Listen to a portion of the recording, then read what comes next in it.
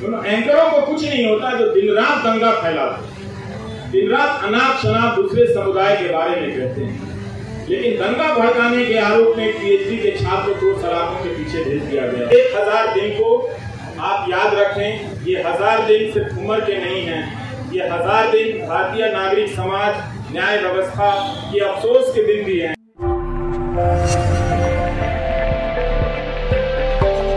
देश की मीडिया को खत्म कर दिया गया कि दिल्ली में मीडिया है क्योंकि नेशनल मीडिया है, वो राज्यों और जिलों की परवाह करता है, लेकिन अंत में ये नेशनल मीडिया भी खत्म हो गया और आज आपके बीच उसकी मौजूदगी नजर नहीं आती।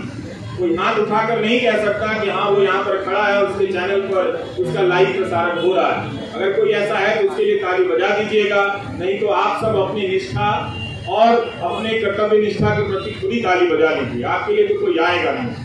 इस ग्रुप में आप लोगों ने इतनी मेहनत की है, बहुत बहुत शुक्रिया कि हम सब ने आज उमर खालिद को याद किया है। ट्विटर पर जिन लोगों ने लिखा है जो यहाँ नहीं आए हैं, उनकी सॉलिडारिटी को भी स्वीकार करना चाहिए, उसे भी मंजूर करना चाहिए, उसे भी एक तरह से उसकी पहचान होनी चाहिए। कैसे तमाम अनजान लोगों के जरिए भी ये बात दुनिया तक फैलती है कि एक नौजवान लड़के को जिसकी पीएचडी, चार्जशीट से पहले अदालतें उसकी पीएचडी पढ़ लें तो उसके बारे में नजरिया बदल सकता है, लोग देख सकते हैं कि वो एक छात्र के रूप में कैसा रहा हो।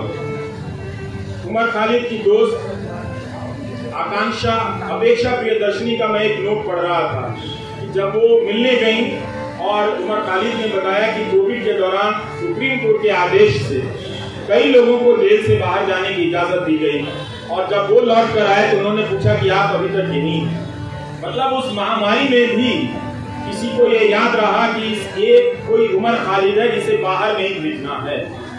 उस महामारी में भी उसकी पहचान याद रखी गई, उसकी निशानदेही को याद रखा गया।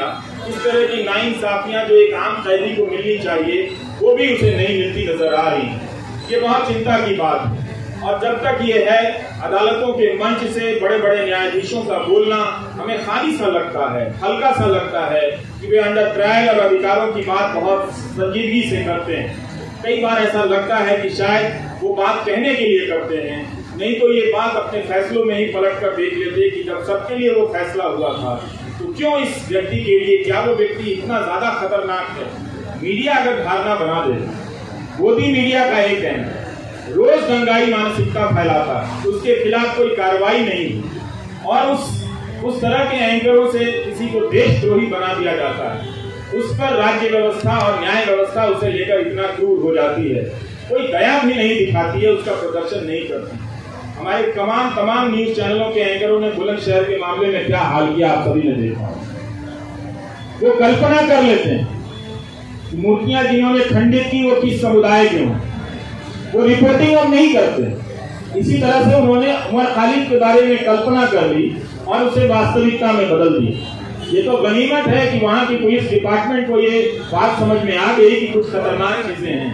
वो अपराधी पकड़े गए और उनके धर्म का नाम का धर्म कुछ और निकल आया, नहीं तो पता नहीं वो एंकर उस घटना के बहाने समाज में कितनी जहर और कितना आग फैला दिया होगा और किस तरह के खेल खेले जा रहे हैं इस तरह से। तो इन बातों को देखना है, समझना है कि उमर खालिद एक बहुत बड़ी साजिश का शिकार हुआ है, जिसके तहत तंत्र ने अपना पहला परीक्षण किया कि क्या किसी निर्दोष छात्र को इस तरह से चिन्हित कर, देशद्रोही बताकर, उसे एक तरह से देश के लिए खतरे के रूप में प्रोजेक्ट कर उसे जेल की सलाखों के पीछे भेजा जा सकता है।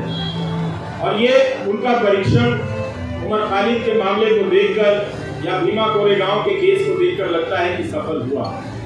सत्ता ने लोक लाज की परवाह भी छोड़ दी। स्टेन स्वामी के निधन के बाद भी उसे कोई फर्क नहीं पड़ा,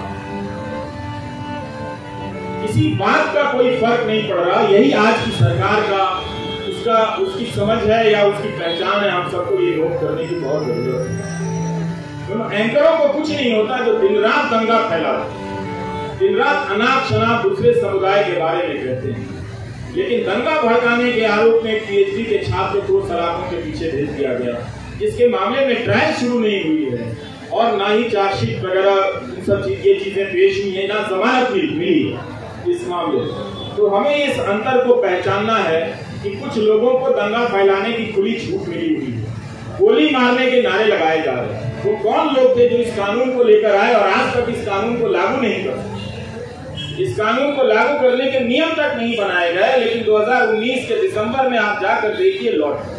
तो इस तरह से सब कोई चिल्लाता था, चीखता था सरकार की तरफ से कि इस कानून को सूर्योदय से पहले भी लागू हो जाना चाहिए, ताकि दिन के निकलने से, सूरज के निकलने के साथ ही हम सब इसे लागू करें और देश को बचाएं।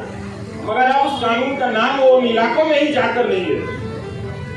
अब उस कानून का खौफ मणिपुर में भी पैदा हो गया।